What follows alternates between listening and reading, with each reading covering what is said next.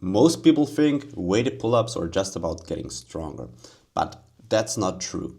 There is a lot more behind it. Clean reps, smart loading, happy joints, and a training plan that doesn't stall after 3 weeks. So in today's Q&A, I wanted to answer the questions that I get asked most from beginners and intermediates, and hopefully give you guys a little guide on how to progress your pull-ups. The first and most common question that I receive about pull-ups from beginners and intermediates is usually, when can I add weight to my pull-ups? Well, that is a good question. And I don't want to answer this question with just, it depends. You're ready to add on weight as soon as your reps become repeatable, they are joint friendly, and you can perform some body weight reps with control, right? And when I say control, I primarily talk about the initial lift off, so the first 20% and the last 10% of the rep. Now, you might be asking why in particular these two phases. Please watch one of my latest videos, the 3 biggest pull-up mistakes, because there I'll go about the biggest mistakes and why they're happening, so you can solve them right away if that is your limiting factor. But as I said, I don't want to give you an answer, it depends. I actually want to give you a checklist, so you know if you're actually ready to add load to your pull-ups. And you know you're ready if you can do one of the following 2 tests or standards without changing your form or deviating from a perfect standard. And the first test that we are going to do is 6 to 8 reps with a 1 second pause at the bottom of a pull-up. Okay, the bottom position can be dead hang or a slight active position. We're going to talk about that in a second in the next question, what the actual difference is and what you should do. And the second test, or the second variation that you can use, is 3 to 5 reps of pull-ups with a slow eccentric of 3 seconds. And if you can perform the slow eccentric and those 3 to 5 reps without compensation, so that means without a lot of swinging, then you're probably ready to add load to your pull-ups. And actually there are some guardrails or some requirements for you to actually do some weighted reps in the first place. Okay, what I mean with that, you should not have elbow pain that lingers about 24 to 84 hours after the pull-ups. Okay, if the elbow pain gets worse, then you might have gone a little bit too heavy on them and you need to scale back. Additionally, we don't want to have a pinch at the bottom of the pull-up. So whenever you're hanging in the bottom position and you tend to feel pain in the front of the shoulder, you might need to think about switching grips or changing your technique completely. And you should be able to execute each set with the same standards.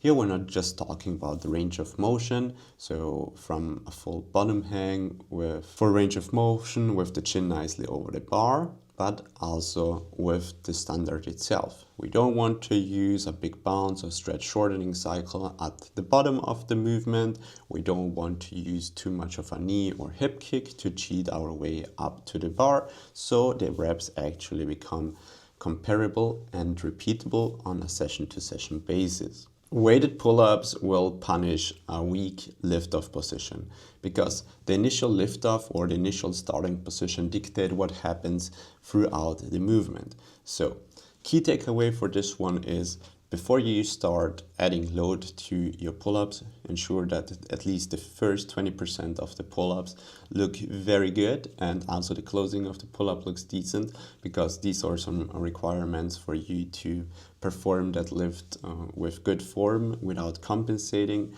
right? Because if you mess up the lift off, you're very likely to compensate through the other phases of the pull-up. So as you pull up, the body goes through different phases, and if those phases are not properly sequenced, you will run into compensations. For example, if there is no proper sequence on the initial liftoff, there some things need to happen, like the scapula needs to tilt and rotate, and then the humerus, the upper arm, starts to work. So there is a certain sequence that needs to happen, and if that sequence is limited or restricted, because you tend to pull the shoulder blades back and down, or you tend to start in a compromised position, not in like an overly extended spine, and you're not really reaching the arms overhead, then yeah, as I said, you will start in a compromised position, and then the sequencing of the muscles and the structures won't happen as it's supposed to, and therefore we will probably compensate, and as we compensate, that obviously can lead to pain. And most of the common compensations that we will see is early shoulder shrugging, and also shoulder shrugging on top of the pull-up, right? So shoulders shrugged up to the ears, so heavy arm dominant pull if the sequencing is off here. And here is what you can actually do. Instead of just providing you with some input, I also wanted to give you with the right tools so you can actually progress your pull-ups in the next couple of weeks. So when we start to add load to a pull-up, we always start with the least amount of weight that we can add onto, especially as we don't have a high 1 rep max as we get started.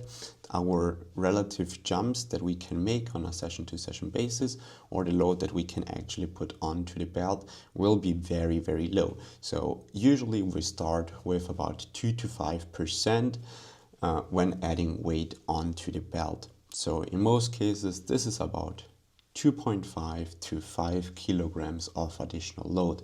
Okay, so if you start your weighted pull-ups and you start with 15 kg, it's probably too heavy because the foundation is missing. Then I would recommend to do about 3 to 5 sets with about 3 to 5 reps and an RIR, so an intensity of 1 to 3 reps in reserve. Ideally, you start the training block at a higher RIR, and over the training weeks you taper the intensity down so you can actually progress the load throughout the weeks and you don't run into the wall early in a training block. And then, especially if you're just starting off with weighted pull-ups, I'd recommend to set a technique standard, and whenever you can perform clean reps with the same standard without compensating, then you're going to add load onto the belt, not forcing to add load onto the belt, because what you need to keep in mind, this is a body weight movement and your body weight fluctuates on a day-to-day basis. As the body weight fluctuates on a day-to-day basis, the performance of your pull-ups might be masked simply because the body weight fluctuates so much. Okay, and if that's the case, we obviously need to interfere, and we do this by setting a proper standard, and we only progress if we match that standard. So the big key takeaway for this one is, if you can't control it, you cannot load it. Now, let's talk about the most common mistakes that I see when it comes to adding load to your pull-ups. The first and most common mistake is people start adding weight after they reach the magic number of 10 reps of pull-up. And they probably just hit it once with very ugly reps. And that is not a good foundation to actually add load onto the belt. Another big mistake that I see is adding load to the pull-ups while the elbows and shoulders are irritated. Okay, if you add load to a system that is already broken, you're probably going to reinforce more compensatory patterns, and you are going to make the injury worse rather than better. So be smart. And the last very common mistake that I come across is that people tend to turn their weighted pull-up sessions into max tests on a week-to-week basis.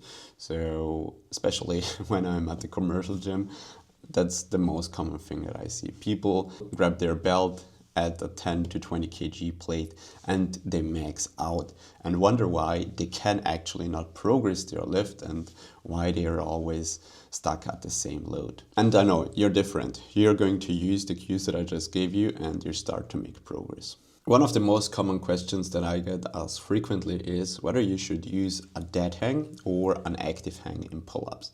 And when I look through the internet, we likely see active hang strong, dead hang weak. Now, is this actually true? And when should you use which one? So, to be honest, both are useful and both have their time and place for certain athletes at that time. What I mean with that, every athlete is presenting with a different posture, different structure, so different segment lengths, so different morphology, right? And based off that, everyone has different requirements and different access to ranges of motion. And due to that, we cannot generalize this. And because of that, we need to find out where the person is right now, what is the current posture, what are the prerequisites, what are the movements that we have access to, and based off these requirements, we can then decide whether we should use an active or a passive hang. But to give you a nice answer, as we just had before, just keep in mind that we don't want to categorize active hang strong, dead hang weak. That's not just how it is. For most, it would actually make sense to start training more frequently from a dead hang position, especially as you're just starting off as a beginner. Why is that the case? Simply because the pull-up is a movement where we need to sequence certain joints and bones. They need to articulate with each other. Certain muscles need to sequence as we start the movement from the bottom hang and pull through the whole shoulder flexion arc, so through the whole pull-up motion, right? And it's not just the back and the biceps that work. It's a lot more complex, okay? As we initially lift off, it's not even the lats and the arms that are actually recruiting, it's your lats, traps, and a few other muscles, right? And if you always start from an active hang position, you will likely not train those muscles that really help you drive that initial scapular motion, that lift off. And as you don't train those muscles, they will stay weak in the long run, because there is a principle in training which is called the principle of specificity that dictates you only get better at those things you actually practice, right? So if you're an athlete or you're just starting out with weighted calisthenics, streetlifting, then I'd highly recommend to not skip the bottom hang. If you want to skip the bottom hang to kind of reduce your range of motion, be a little bit more efficient to work within the competition rules, then that's totally fine, and please use that to your advantage. But key takeaway from me or from my side is you should be training the whole range to stay injury free and to actually progress your strength long term. Because if you tend to skip that whole bottom part of the movement consistently, you won't get stronger there. And guess what? As soon as the weight gets heavier, it will start to pull you more and more into that dead hang position. And then as the load gets heavier, your pulls become more inconsistent. You cannot put the performance back onto the bar, and yeah, the PR that you hit once is not even repeatable anymore. And because of that, you should build a good foundation and really ensure that you are covering all pull patterns and not just work with restricted movement pattern for an extended period of time. Another question I get asked very frequently is, why do my elbows hurt once I go weighted? Well, elbow pain is usually a load management and execution problem, not a pull-ups or bad problem, right? Now, let's talk about the actual reasons or the 4 most common problems why your elbows actually hurt when you add weight to your pull-ups. Too much intensity too often. That means you're going for heavy sets and heavy grinders with 0 to 1 rep in reserve, and chin not even properly over the bar.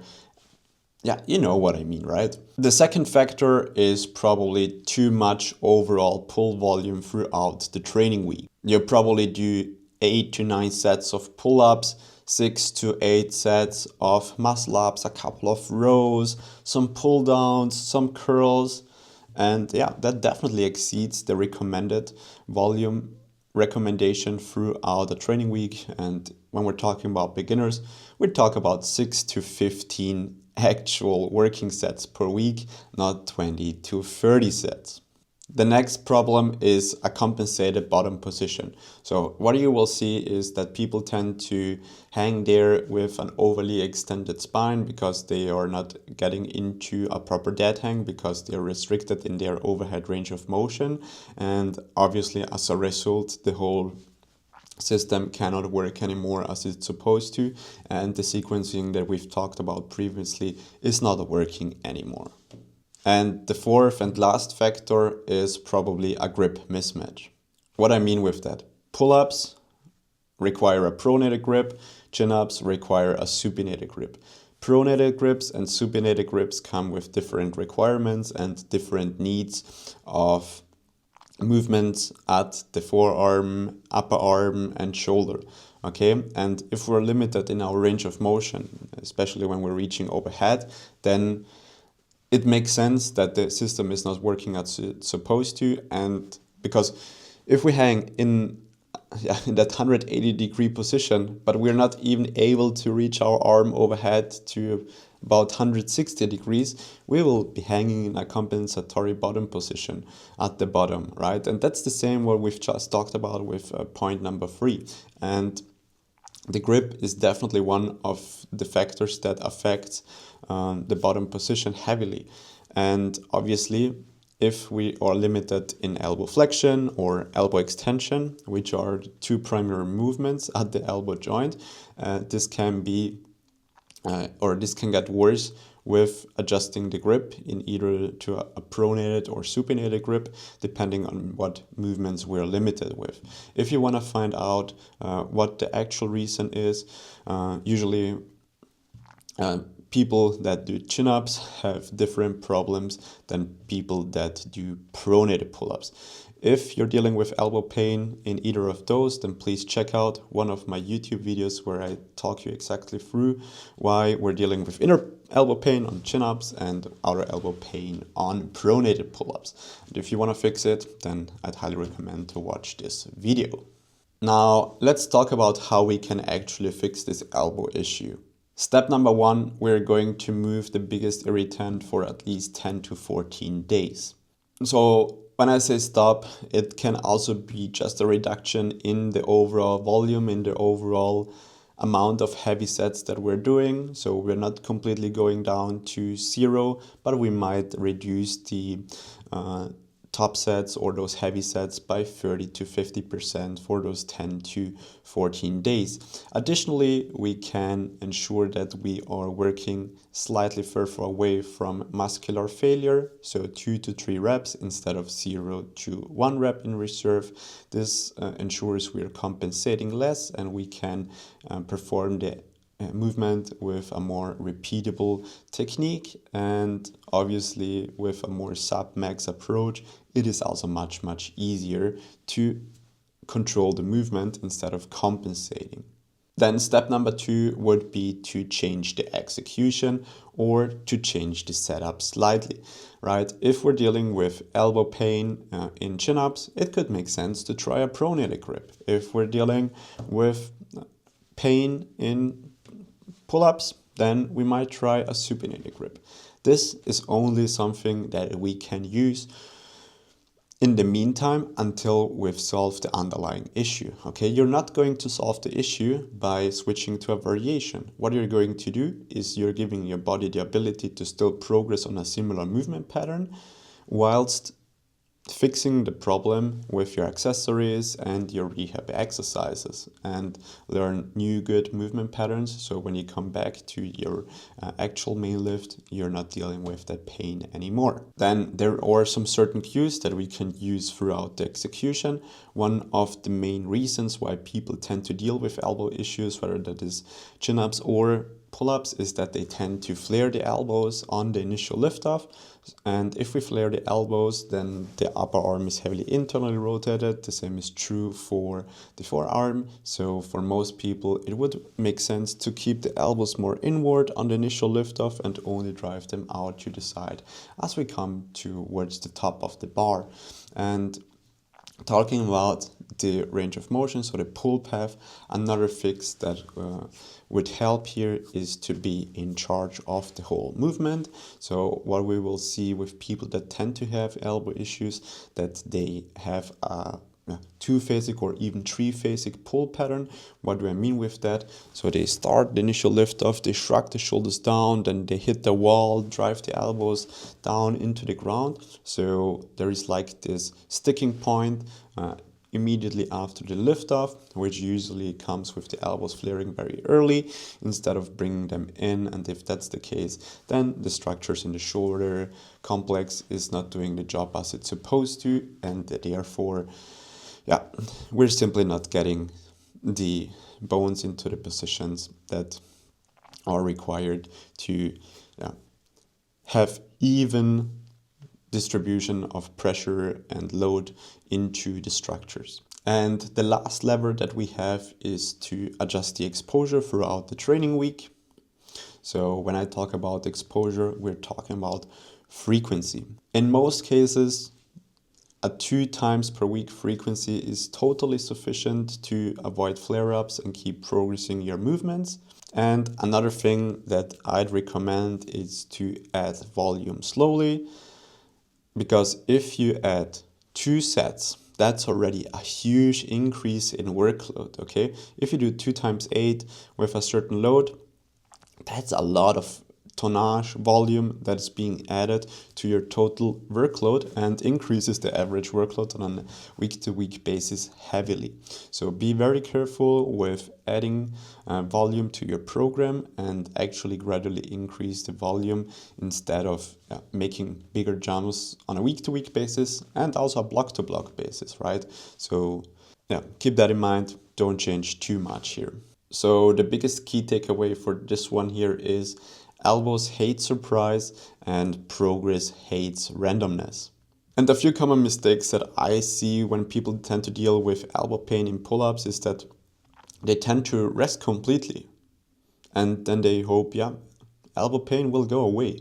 You're just avoiding the issue and you're not actually solving it. If you want to know how to solve it, then as I said, please watch my video, as mentioned before. Another common mistake that I see is that people tend to do a lot of rehab stuff, but keep doing the same bad loading with their main movements and they don't change anything. So what they're doing is they will just reinforce more compensatory patterns, which will get harder to get rid of in the long run. And another very common mistake that I see very frequently is that people tend to change their grip too frequently. One week we do supinated, the next week we do neutral, the next week we do pronated, and then they wonder why everything feels kind of achy and so on, right? Stick to the same pattern for an extended period of time and ensure you are out-functioning or calculating the benefit and the cost of this main lift, and then you try to work against it with your assistance and accessory exercises. If you want your weighted pull-ups to increase massively over the next couple of months, I'd highly recommend to set standards that you can repeat on a session-to-session basis. Ensure you have proper loading that ensures you're not driving more compensatory patterns and that hold up when intensity increases. Ensure you're on the bottom position for a nice sequencing of the movement pattern. Also progress only one lever at a time and don't grind your reps if you want to become strong in the long run. That's basically the whole system, and it's also a wrap for today. If you haven't done yet, please help me grow this channel by liking this video, subscribing to the channel, and turning on the post notifications so you don't miss out on any new video. And if you need help with your own training, guidance in form of online coaching, then reach out for my And if you need help with your own training, then reach out for my one-on-one online coaching. The waitlist is in the description down below, where you can also find all of my other links for the Streetlifting community, the newsletter, and all other links. And yeah, that's a wrap for today. See you in the next one.